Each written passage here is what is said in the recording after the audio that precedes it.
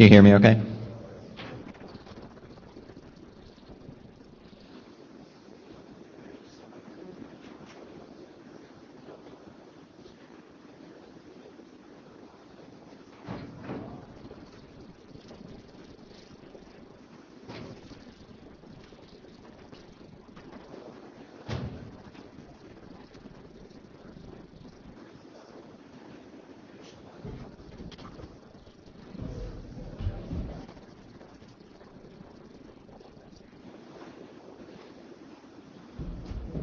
If you're here for the IRTF open meeting, you're in the right room. If you're here for something else, or you want to read your email, you're welcome to do that. But if you're here for something else, you're probably in the wrong room. The observant amongst you will notice that I am not Lars Eggert. I am Matt Ford. I'm with the Internet Society, and I'm mostly here to introduce our speaker for this session, who is our Applied Networking Research Prize winner at this IETF. And that is Aaron Gimber Jacobson, who's going to talk about, who won the award for designing and evaluating an NFV control plane. He's going to tell you a lot more about that. But maybe we could just have a round of applause to congratulate Aaron on winning his ANRP award.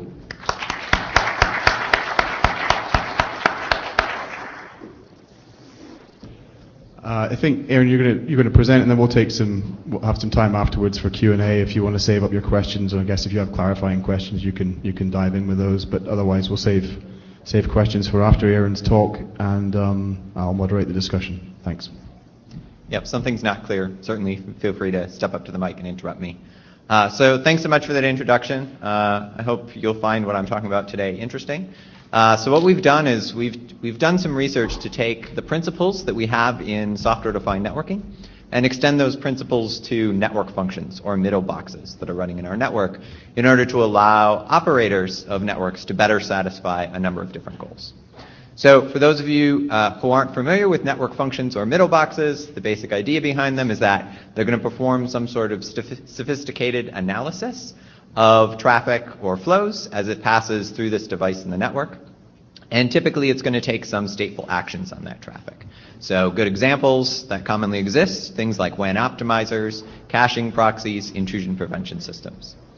And we're seeing two shifts in the way these network functions are being deployed today.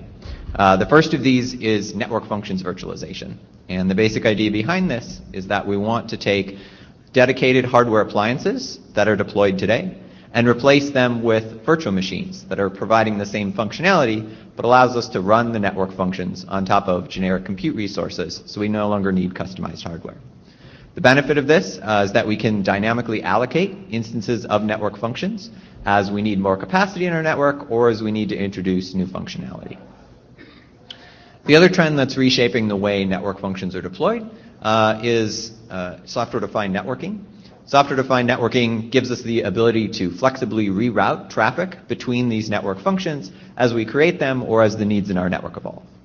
And so together what these two trends give us is they give us a way to dynamically reallocate where in our network we're processing certain traffic and what processing is happening to that traffic. And as a result, that can enable a variety of interesting service abstractions and capabilities for our middle boxes. So one such example is we could build a system that elastically scales network functions as the demand in our network changes over time. So we start off here with a single instance of an intrusion detection system, and we want to make sure that this intrusion detection system is going to always be satisfying some sort of performance SLA. Perhaps we have an SLA that says the packet loss that we experience has to be less than some percentage. So as the load in our network increases, we'll start to overload this initial instance that we have. That's going to start to create SLA problems, and so we need to add another instance, which NFV makes it easy to do this. And with SDN then, we can reroute some of the traffic from our original instance to this second instance. And now that gives us the ability to shed load from that original instance and now satisfy our SLA. Okay. So now the second thing is that at some point, the load in our network may go back down. And so just as we scaled out, we want to be able to scale back in. So at some point, we want to be able to destroy the second instance because it's no longer needed and reroute traffic back to the first. Now the problem here is that while we're doing this scaling in and scaling out, it's important that we accurately monitor the traffic and have our IDS function as we expect it to actually detect malicious attacks in our network. The thing is, it turns out in order to do all three of these together, we actually need more than what we can just get with this concept of NFV and this concept of SDN. And so with only these two abstractions today, we can't quite realize these scenarios like elastic NF scaling or some sort of high availability situation. So to understand a bit more exactly what we're missing and what else we need, let's take a look at this scenario in a bit more depth. So again, we're going to assume that we start off with a single instance of the IDS. And here I'm going to look at traffic at a little bit finer granularity. I'm going to assume that we know specific flows. These could be TCP flows, it could be a set of traffic from a group of hosts, but some notion of flow through this network.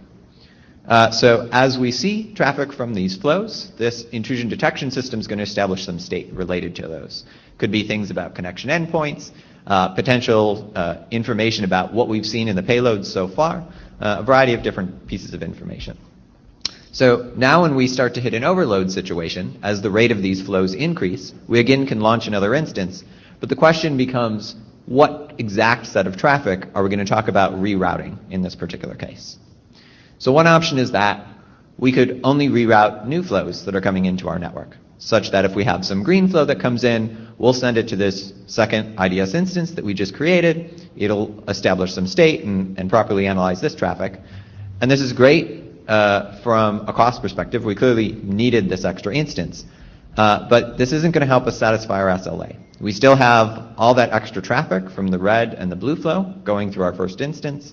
We're still starting to experience packet loss, and so this isn't going to work. The other challenge that we face is that there could be information at each of these IDSs that we need to collectively combine in some way.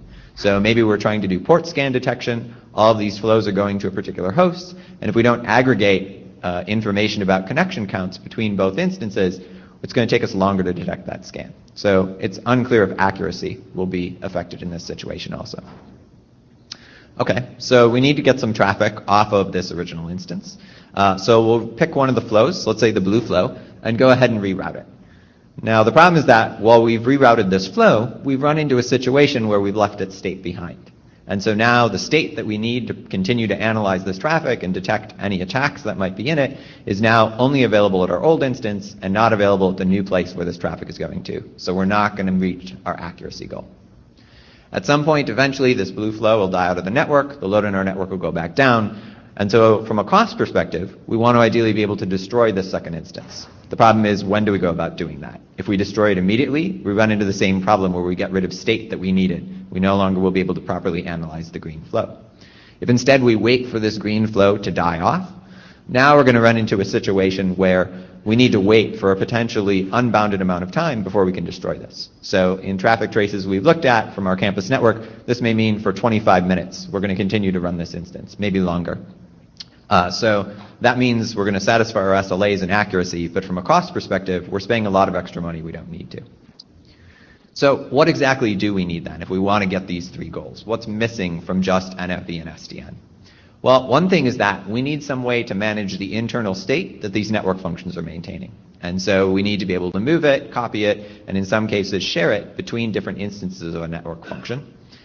Second of all, as we're transferring this state around, we want to make sure that we're not compromising the accuracy of our network function. So there are certain guarantees we need to have on how this state transfer is happening, such that we don't lose updates to this state, we don't potentially have packets that aren't processed, and maybe even in some cases we need to make sure we process the packets in a particular order.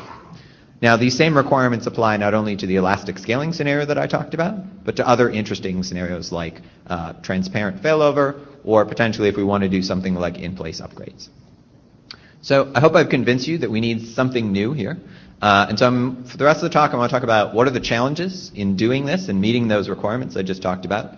I'll talk about then our architecture that we've developed in order to meet those requirements and address those challenges. And lastly, I'll close with some preliminary evaluation results. So there's three main challenges that we face in meeting the requirements of being able to move state and to do it in a way that's safe. The first of these is that there's a lot of different network functions out there. Everything from WAN optimizers to caching proxies to, when you start to talk about cellular networks, things in the evolved packet core. And we want to make sure that we're minimizing the number of changes we need to make to these, and that we can accommodate a lot of different network function architectures within this broader system that we're proposing to develop. The second issue is that there's lots of things going on in the network here. We're thinking about moving state, there's updates that are happening to that state, there's packets that are still flowing through our network, and we want to be making forwarding updates. So how do we avoid problematic race conditions between all of these different things that are going on? Lastly, it's important that whatever we're doing to move state around doesn't have a lot of memory overhead, CPU, or doesn't take a lot of time. Especially if we're talking about moving state in scenarios where we're trying to do scaling, we're already in an overloaded situation, and so we don't want to impose a lot more load onto what's already overloaded. Okay, so what could we use? Well, one thing is we could say, why not use virtual machine snapshots? We already have virtual machines that our network functions are running on. We know really well how to snapshot virtual machines and clone them efficiently. The problem is we can use this to do scale up. This will give us a copy of the state we need for both of these red and blue flows, and we can move the blue flow and we'll have its state.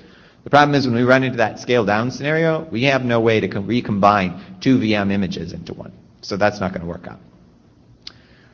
Another solution that exists out there is a system that came out of IBM research. It's called split merge. The basic idea of split merge is that you use a shared library in order to access and update, in order to access and create state internally. So you basically replace all memory allocation calls with calls to their library functions. The problem is that they're targeting a very specific scenario, which is elastic scaling. So it's not clear their solution will work in other scenarios.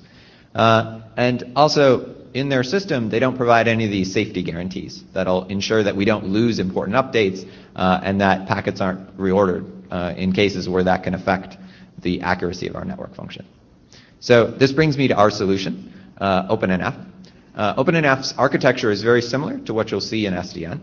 So we have this logically centralized OpenNF controller.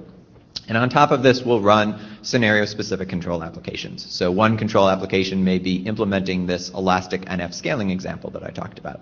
And it'll issue operations to move, copy, or share state as it needs to.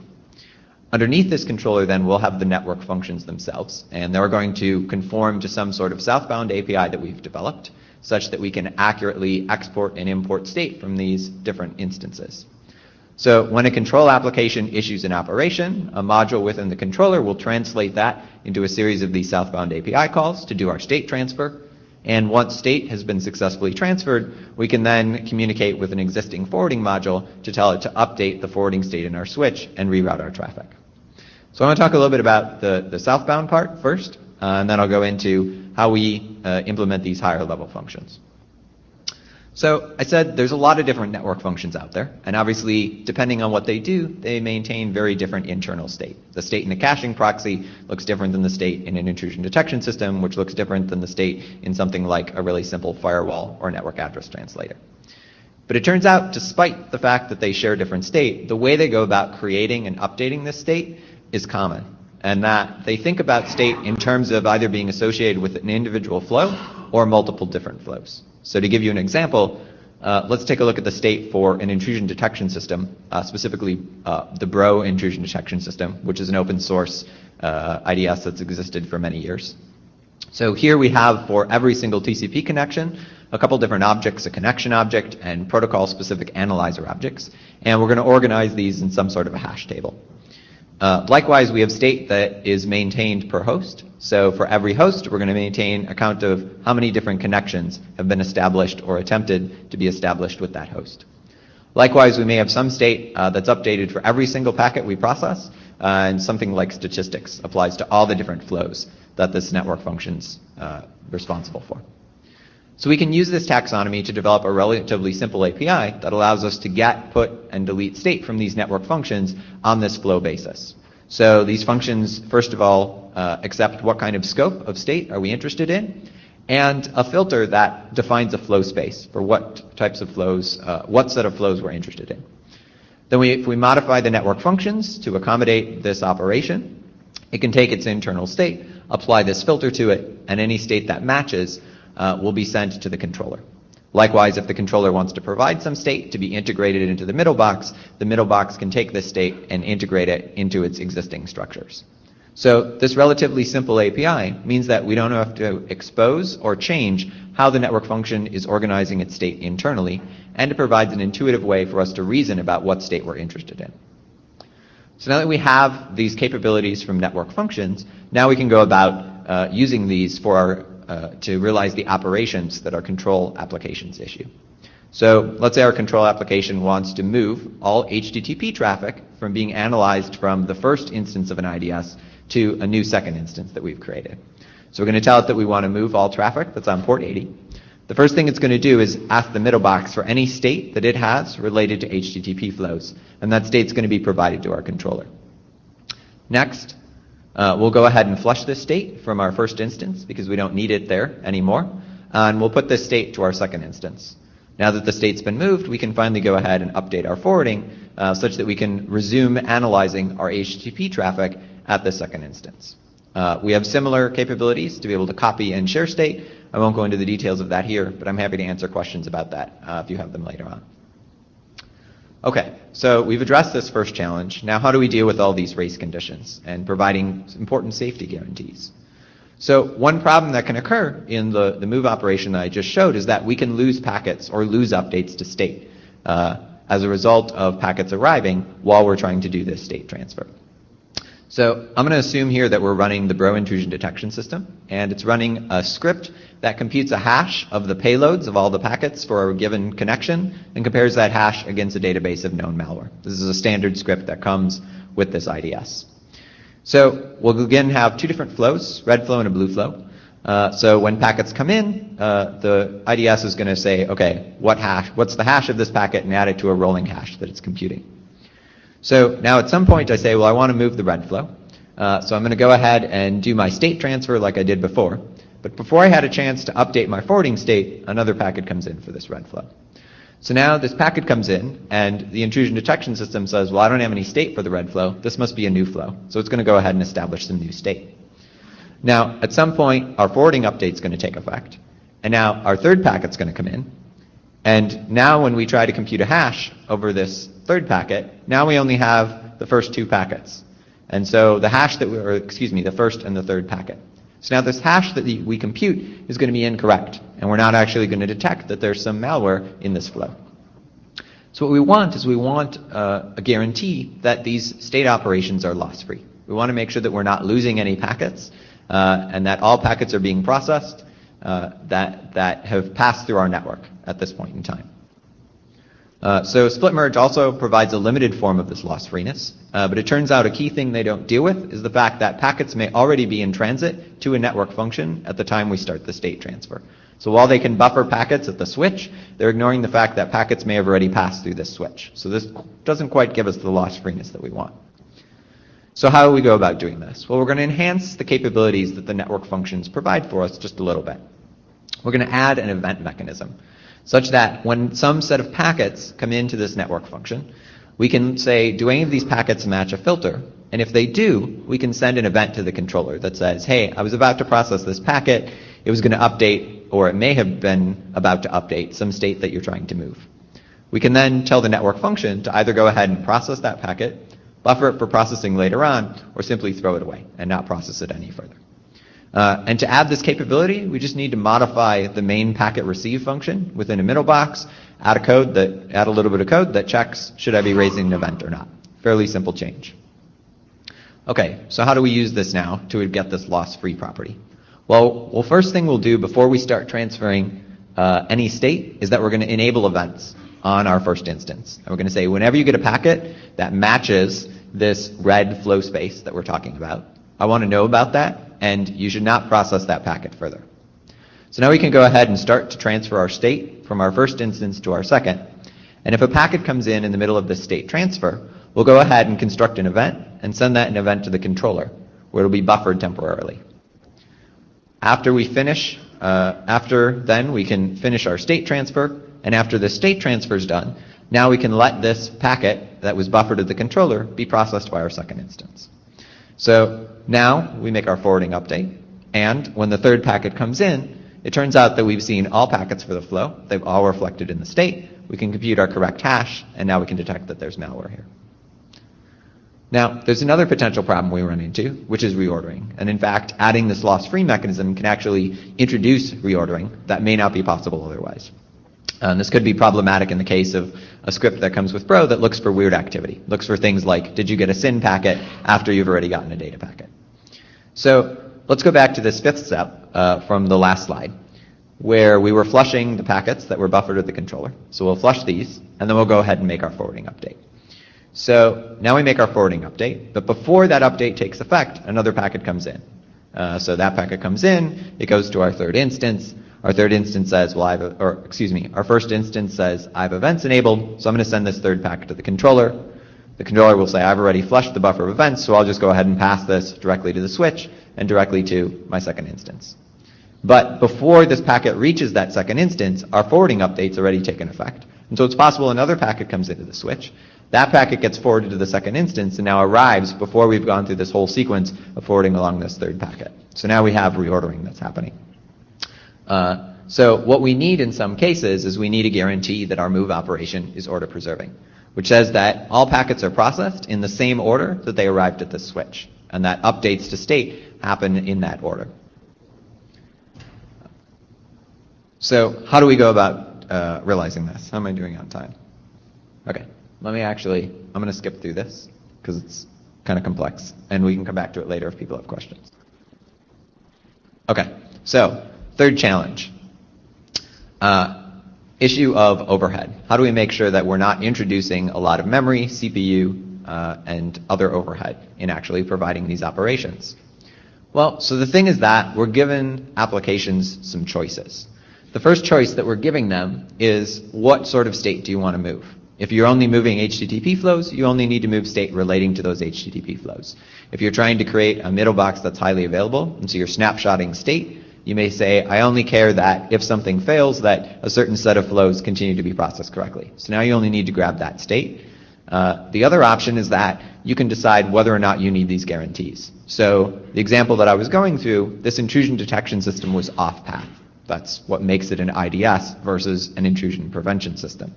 So because this IDS is off path, if packets get dropped on their way to the IDS, there's no way to get those retransmitted. The IDS is getting a copy of traffic. However, in the case of an IPS, if a packet gets dropped on its way to the IPS, that IPS is in the middle of a connection, which means normal TCP mechanisms will recover from that loss, and that IPS will have another opportunity to see that packet. So in that case, we don't need this loss-free property. And so by giving control applications the flexibility to choose what they want, they have some control over how much overhead they experience. Okay, so going back to our three goals. We wanted to get SLAs, we wanted to make sure that we could do it at low cost, we wanted to make sure that our network functions were operating accurately and analyzing traffic correctly. So we've addressed this issue of diversity by making sure that our changes that we make to import and export state are simple, and we have a simple events mechanism. We deal with race conditions by adding this events mechanism and by having lockstep forwarding updates. And lastly, we address this overhead issue by making sure that applications have the flexibility to choose what set of state and what guarantees they want on those operations. So we've implemented the OpenNF architecture. The controller itself is implemented as a module running atop the Floodlight SDN controller. And we've also implemented a communication library that can be linked into network functions in order to communicate between the controller and the network functions themselves.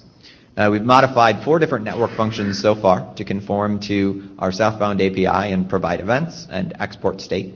So this is the Bro intrusion detection system. We've modified IP tables, Squid caching proxy, and also PRADS, which is an asset detection and monitoring system that's used in our university network. So how well does OpenNF perform, and does it actually give us the benefits we wanted? So we're going to take a situation here where we have a trace of traffic from our campus network that we're replaying at a rate of 10,000 packets per second. And we're going to start with one instance of the Bro intrusion detection system. 180 seconds into the experiment, we say, move all HTTP flows to be processed by a new instance. 180 seconds later, we're going to move any active HTTP flows at that time back to the original instance. So in order to actually do the transfer of state that we need, it takes 260 milliseconds. And so that's quick, doesn't take very long. We also looked at, is this accurate? Have we maintained the accuracy of the network function? So we compared what happened if we let all of the traffic be analyzed by one IDS and didn't do these moving back and forth operations versus what is the output of the IDS if we do this scale out and scale back in. Turns out the log entries are equivalent. If we had used this VM replication that I talked about earlier, there would be entries missing from our log because when we do this scale in operation, we have no way to combine 2 VM snapshots together. Lastly, there's this issue of cost. So how quickly were we able to scale in? We were able to scale in as long as it took us to move the state back, which again was about 260 milliseconds. If we had waited for flows to die off, the flows in this particular trace lasted more than 25 minutes. And so we would have needed to unnecessarily continue to run the second instance of the IDS until those flows had finished. So that would have been a lot of extra cost that we would have been paying. So I said this move takes 260 milliseconds. How does what we're doing at the network functions contribute to that? So we can look at how long these get and put operations take on our network functions, and we did this for 3 of the network functions that we modified. And it turns out that the cost to serialize and deserialize state is most of the time that we spend in these network functions. And so potentially there's some definite improvement opportunities there if we can do a better job with how we go about serializing and deserializing. We may be able to improve the efficiency there. The other thing is that it takes longer as the state in the network function is more complex. So IP tables has very little state for every flow because it only does simple rules like, is this TCP connection in the established state or not? Contrast that with the Bro intrusion detection system, which needs to know a lot of information about the flows that it's analyzing. And so its state's much more complex, and as a result, it takes several times longer to actually go about transferring it.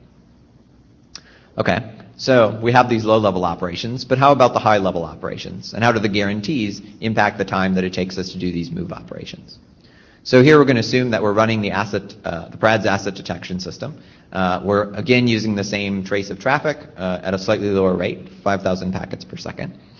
And we're going to move the state for 500 flows that are active at a given point in time. So if we look at how long it takes for this move operation to complete, we can look at, first of all, what happens if we don't provide any guarantees. If we don't provide any guarantees, then we're talking about 190 milliseconds to do this operation. We can do some parallelization of our gets and our puts that we're issuing in order to speed things up a little bit. So now we can cut that down almost in half, not quite half, to about 130 milliseconds. Great. Now the problem here is that we're losing packets as a result of this. So without any guarantees on loss freeness or order preservation, even in the best case, we're losing 462 packets. So we add in our loss freeness guarantee. Now our move operation takes longer, takes about twice as long, but we're not going to lose any packets. However, we do pay an overhead penalty. So there's these buffering of packets that are happening at the controller while we're waiting for the state transfer to finish. And so there's 881 packets that end up being buffered, and they experience about 120 milliseconds extra latency on average as a result, but never higher than about 150 millisecond penalty. If we add in this order preserving requirement, we again see another increase in the amount of time it takes. But we don't see a significant increase in the amount of overhead that we're imposing on packets, although there are more packets that we're imposing this overhead on. So here with this order preserving operation, we end up buffering 883 packets at the controller. And also I didn't talk about this, but there's another approximately 1,000 packets that we buffer at our second network function before they're processed. So the overall takeaway here is that these operations are reasonably efficient, but the guarantees that we want to offer in some cases do come at a cost. And so it's important for control applications to have that flexibility to decide whether or not they need these guarantees. So where are we going from here? What's the next steps for OpenNF? Well, the first thing is that there's buffering that was happening in the loss freeness case. There's even more buffering that's happening in the order preserving case. And so the question is, how can we reduce this amount of buffering that's happening in an effort to reduce the number of packets that receive extra overhead and in order to reduce the memory usage of our system? So one thing that we can do is, rather than pausing traffic and immediately saying, before this state transfer starts, I want you to start raising events, we can allow the network function to continue to process packets, and then any packets that are processed, we essentially reprocess those packets at our second instance to bring its state up to speed, similar to what virtual machines do when they're doing migration, where they'll take a snapshot and then replay updates to memory later on to bring that snapshot up to speed before finishing the final migration. The second thing that we can do is try to improve the scalability of this system. So right now, all these packets and all the state is going through the controller, which means there's a limit to how many operations we can handle simultaneously at the controller. But it turns out the controller doesn't have to be involved. We can actually use a peer-to-peer mechanism to transfer state directly between instances of a network function and still get all the same safety guarantees that we want. Lastly, I said we need to modify the network functions, and obviously there's a lot of network functions out there. So how do we make this task easier to do? Well, we can use some techniques from program analysis in order to analyze the network function code and automatically figure out what state is this maintaining and what state do we need to actually export from this network functions. So we have some ongoing work in that area. So in conclusion, I hope I've convinced you that we need something more than just NFV and SDN in order to be able to realize rich scenarios where we want to dynamically reallocate packet processing. In particular, we need the ability to quickly move, copy, or share network function state and do it in a way that's also safe. And we've achieved this with OpenNF. If you want to learn more, or if you want to try out the code for OpenNF, I encourage you to visit our website, opennf.cs.wisc.edu. With that, I thank you for listening, and I'll be happy to answer any questions you have.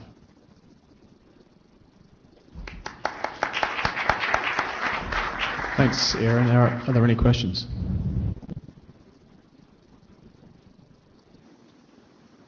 Yeah, Kevin Fall, Carnegie Mellon. So one question is, the things you talked about look like they were all cases of per flow state you had to move. So if you're doing something, I think you mentioned it at the beginning, there's things that could be not per flow state that could be pretty large. So for example, is this a chunk of malware that I've seen before, as opposed to does this packet have these bits set? So I don't think you had the graph that actually shows kind of the size on the x-axis and the impact on the y-axis, although you had examples. So what does that look like? Do you have that, or? So I guess I don't have an exact graph. The best I can show you, the best I can put up here is sort of this, which says here's how much we're talking about. So in the case of IP tables, I can give you an idea that the state for a single flow is less than a kilobyte. In the case of Bro, we're talking about 100 or 200 kilobytes of state per flow. So it is reasonably small. That's true. And so one thing you can do is to be able to start to proactively copy some of the state, and our replay events that's future work would enable that. The other thing I want to touch on that you mentioned is this idea that everything I was assuming here was per flow. So a good example of multi-flow state would be objects in a cache. And you may say, well, there's cache sharing protocols out there, or we can just go ahead and not worry about it because it'll just get recached, right? And so that may be a trade-off you're willing to make in some cases, is you may say, it's not critical that I copy this state, so I'm not going to bother. But in some cases, if you're actively serving a connection and you're saying, here's an object that I'm serving to this client, if you move that connection in the middle of serving that object, then you definitely have to go about copying that object over. Well, or take the cache hit later, I suppose, right? I mean, there's some. It depends on the semantics you want to. Exactly. It's very dependent on semantics. So I guess there's another kind of question related to that, which is probably bigger than just your project. But so if I have a cascade of 3 or 4 of these functions, and one of them frobs the packets in some way such that reclassification of the prior uplink thing needs to be done, but now you've migrated one to some other place, what kind of situations could I get myself in with respect to do that, and is there a scheduling something or other you do to deal with that?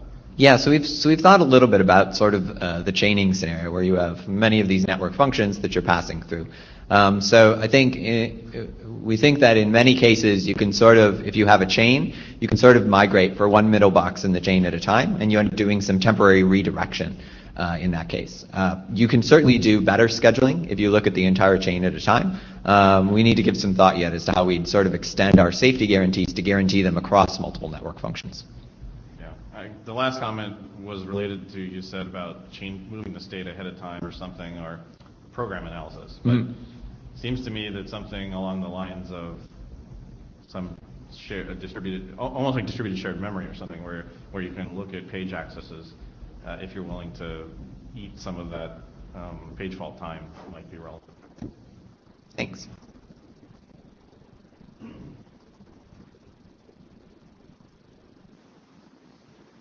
Alex Krugolov, Nokia. Actually, I just have one comment. That in some cases you can't fix this problem just with the controller and they're moving the state, because. Can you speak into the mic, please?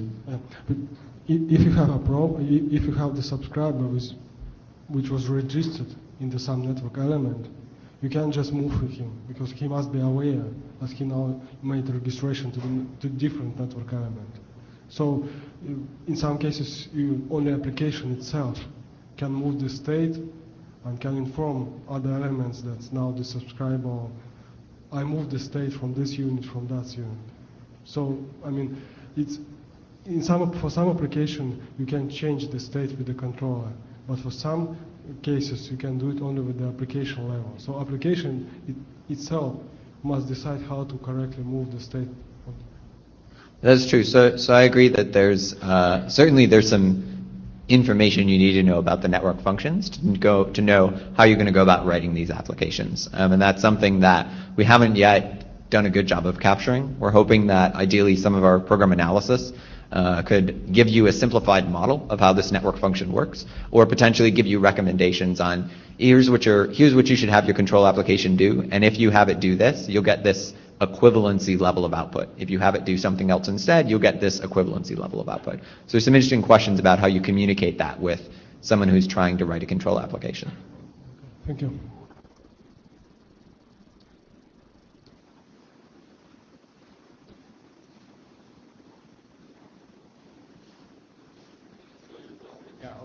So, for the state move, what's the condition to trigger that move? So, is that dynamic one, or it's statically configured, or anything about that? That's really up to the control applications how they want to do it. So your control application in the scaling scenario could be maybe it's monitoring CPU, and it says I'm going to monitor CPU, and then I'm going to do some sort of measurements of what are my elephant flows to figure out exactly what set of flows I want to move from one box to another. So that's completely flexible, and you could implement whatever you wanted there. Right. So, because I assume that when you move something from one place to another place, it will also cost you something like bandwidth or something like that. So initially you want to move because you want to meet the SLA. But right now when you move, actually you are like spending like some bandwidth. Could that, make the problem like even worse? And then I believe he'll, from the presentation, it's not quite clear to me, and also this moving thing, you can really solve the SLA problem. So it's true that there are other SLAs. Not only, I guess I was referring to SLAs for the network function itself, but you're right that what you're doing in the network can certainly have an impact. And so one way to do that is to be a little bit more proactive and say, all right, we're getting close to violating an SLA, and so we want to recognize that we better start this migration now, otherwise we're for sure going to violate the SLAs that we have. But yeah, I agree. There's some interesting questions there, and that's one of the reasons we also want to look at how can we reduce the amount of state that we're transferring. And so some of our program analysis is trying to understand, rather than exporting all of the state that the network function is maintaining, can we figure out what state was updated since the last time maybe we create a snapshot in a failover situation? Or can we figure out maybe some state affects the packets that are output by our network function, and other state affects the log. And maybe we say, In something like a caching proxy, we're not really concerned about the accuracy of the log, so we're not going to bother to move that state. And so you may be able to limit what state you move in exchange for a relaxed notion of the behavior of your network function and how much it compares to what you would have gotten if you didn't move at all. Diego Lopez, Telefónica. First of all, you were mentioning continuously middle boxes. And well, we are working with network functions that are related purely to the data plane. I mean, routing functions and forwarding functions in general. How do you see this kind of framework applied in that environment? So that's an excellent question. I haven't really thought about it in terms of control plane devices. I've only really thought about it in terms of data plane devices.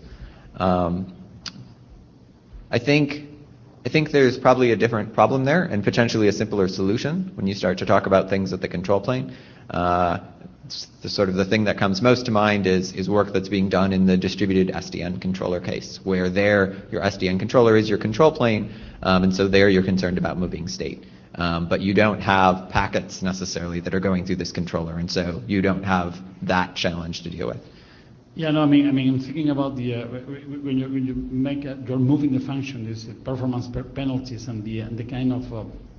I see a value in this for the data plane functions. But on the other hand, it's precisely the penalties that you will incur in the case that you apply a formal framework like this.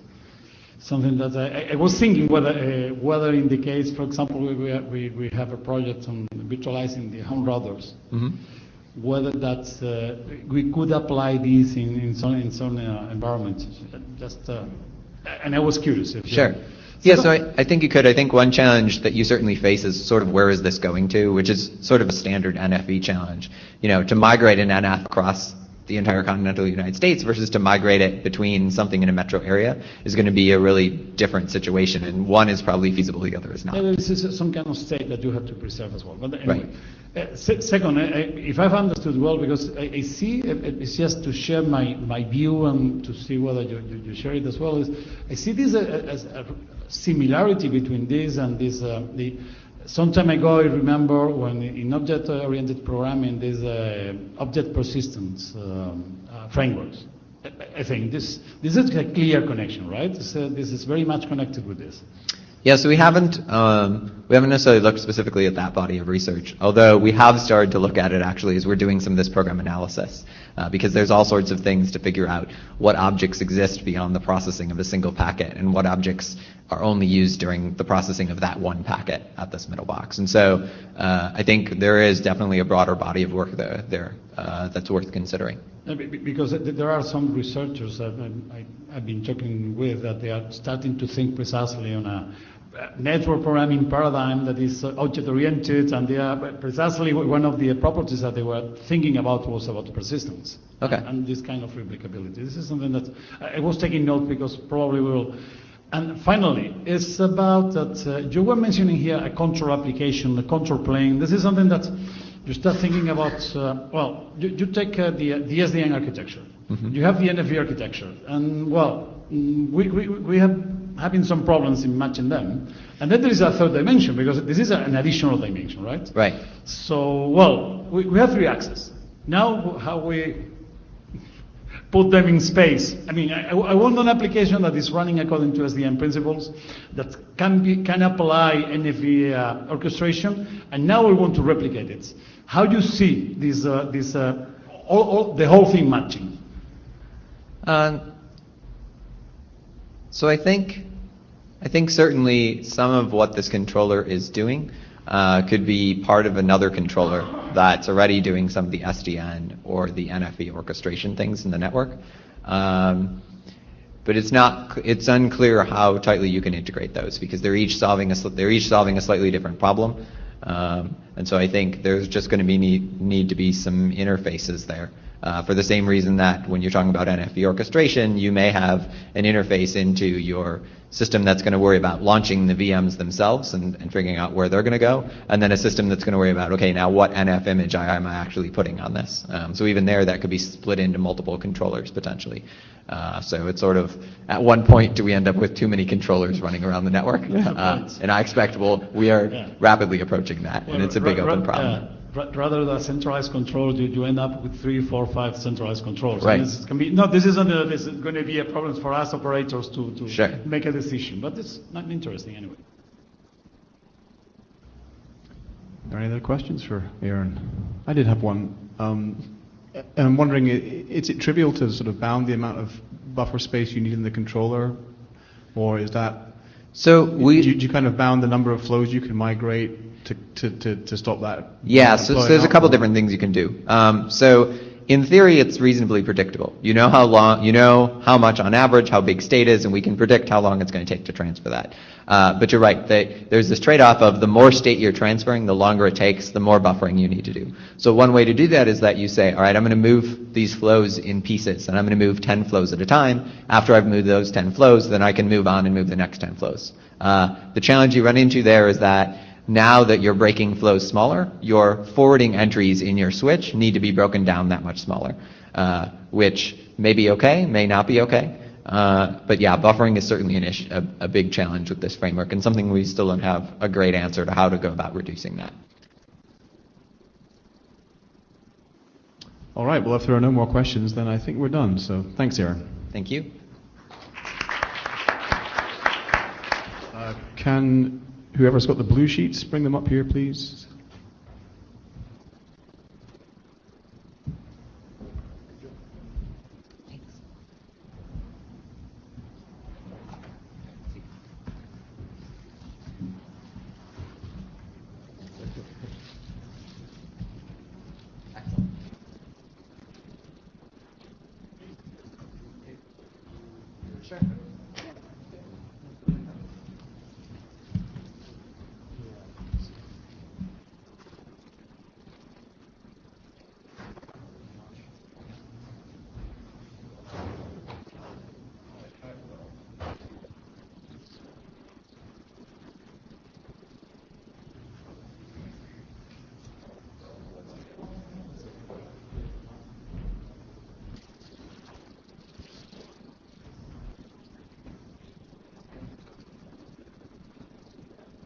Sure.